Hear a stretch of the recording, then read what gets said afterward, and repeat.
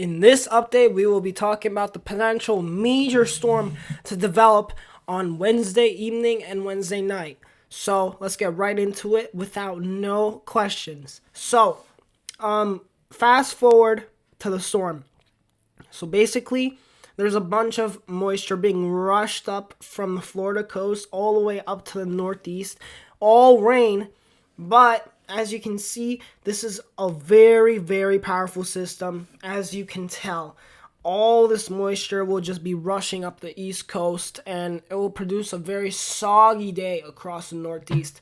Now, you may be thinking, oh, how bad can a soggy day be? Well, watch as we get later. That heavy rain changes to heavy snow near Lake Erie, Pennsylvania, most of western Pennsylvania, eastern Ohio, western Kentucky, and even down to Tennessee. That's quite crazy, not gonna lie. And you can see these isobars are starting to tighten up. It's a 998 low pressure right off the Virginia border. And we get later, and then look at this monster, absolute monster storm.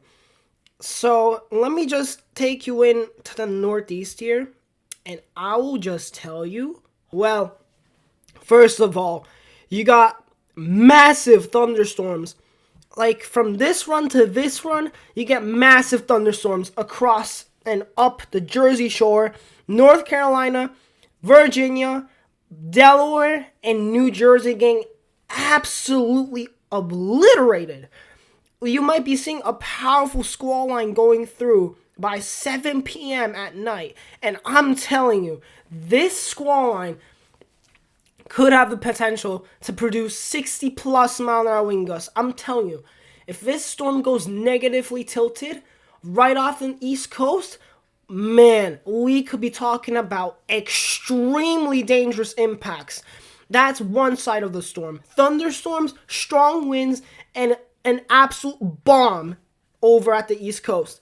Now, the other side of the story, you see this cold air rushing in from that run. I mean, you see it way more widespread. We're seeing heavy accumulating snow across New York, western Pennsylvania, western Virginia, and even like Virginia, and even the North Carolina mountains. Well, guys, we're getting bombed with snow over there. And even up to Scranton, you're probably getting dynamic cooling by the time you reach 7 p.m. on Wednesday evening. Temperatures start to absolutely crash. And like this is really crazy, because like you're gonna be starting off with almost 70-degree temperatures up in the northeast, and then all of a sudden you get this extremely cold crash of temperatures, changes everything to heavy dynamic snow. We could be talking feet of snow possible in Pennsylvania and New York. And the squall line keeps persisting. I mean, just look at this thing, man. Snow, heavy at times, all the way until Vermont, New Hampshire. Very heavy snow, changing over to, that. From rain to just absolutely crazy, intense snowfall rates.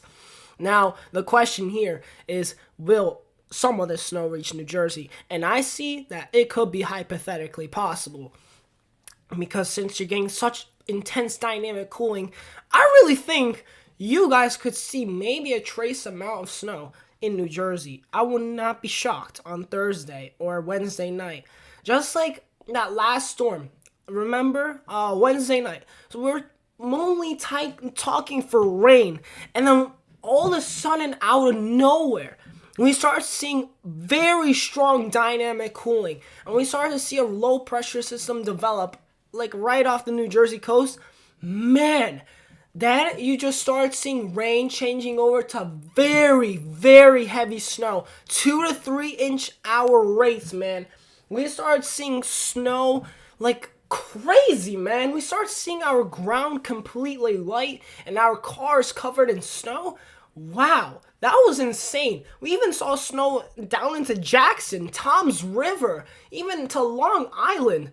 We saw amounts of 1 to 2 inches all across New Jersey. The funny part was, during that time, northern New Jersey did not get that much snow as central and southern New Jersey did, just because that low pressure developed, that one teensy tiny bit of a low pressure developed, that heavy rain developed, and we were talking reds and maroons on the radar.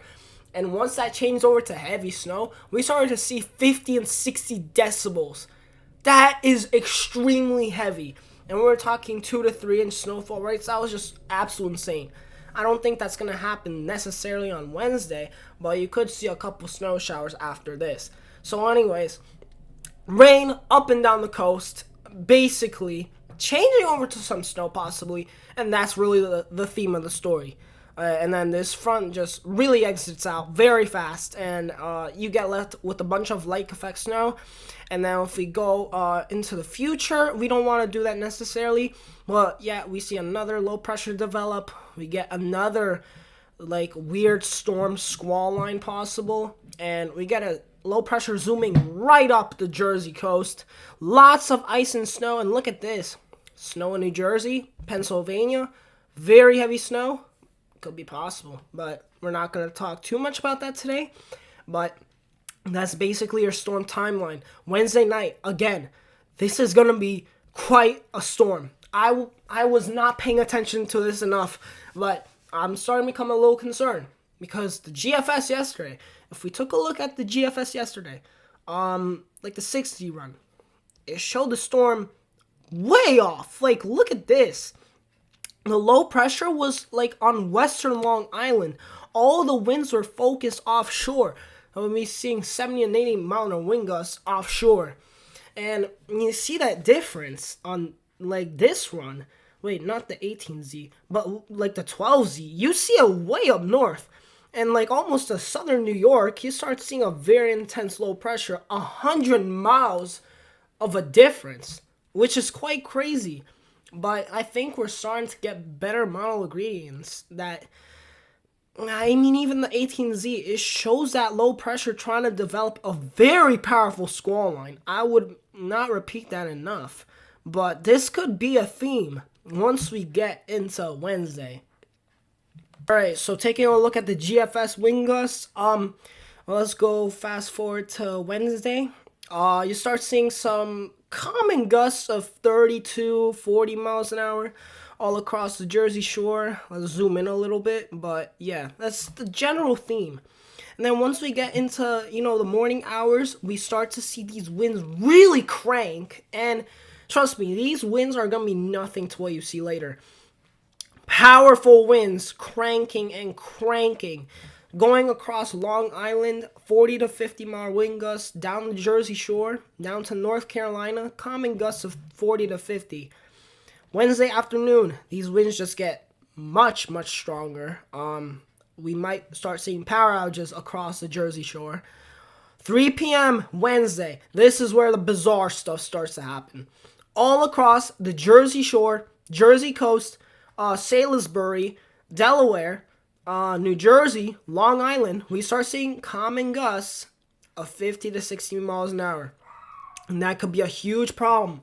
Again, this wind is only going to get stronger. And offshore, you start to see 60 to 70 mile an hour wind gusts. And then, the moment you've been waiting for. This is the peak of the storm. And I'm going to tell you, this could be theoretically possible. You see, Western New Jersey, 50 to 60 mile an hour wind gusts. Eastern New Jersey, 60 to 70 mile an hour wind gusts just off the Jersey Shore. This is powerful cranking wind. I will tell you, such a sharp cutoff in that wind. Wow. And let's get to Long Island, for instance, 68 miles an hour. This is ridiculous. And I see that as a possibility. All the way up into Connecticut, all the way up into Massachusetts, 60 mile an hour wind gusts. This would be quite the crazy situation if we were to deal with this. And let's go a little further down south, 70 to 80 mile an hour wind gusts. And this thing just keeps on intensifying and rapidly intensifying. Just off Boston, 80 mile an hour wind gusts. No, actually even higher, 83. Look at that, man. This is crazy. All across Hartford, Boston, common gusts of up to 70 miles an hour. This could become a major negatively tilted monster of a storm. And I mean, this is just not a good image to look at, guys. This is just really bad. And I mean, this storm just keeps on intensifying and just rapidly exits. Wow. I mean, you're just going to be talking about extensive wind damage possible out of that from the time lapse. Oh my goodness. Like, you see the storm become from nothing to a full on powerful bomb cyclone. Like, man, we really got to watch out for this. So, update tomorrow is probably going to be likely. Tuesday, probably likely as well. And then Wednesday, I don't think there's going to be an update on Wednesday. But I will be taking photos of how the radar looks like, if we get a powerful squall line or not, if we get that damaging wind threat, if we get anything else. I will keep you guys updated. But holy crap. This is starting to become concerning because we're 3 days out from this event. So it's starting to become a little more agreeable at this time frame. So, man, if you guys already haven't, I would start preparing because this storm could be quite a monster. Anyways, I'll see you guys in the next one and have a great rest of your Sunday. Have a blessed second week of Advent or whatever you call, and I'll see you guys later.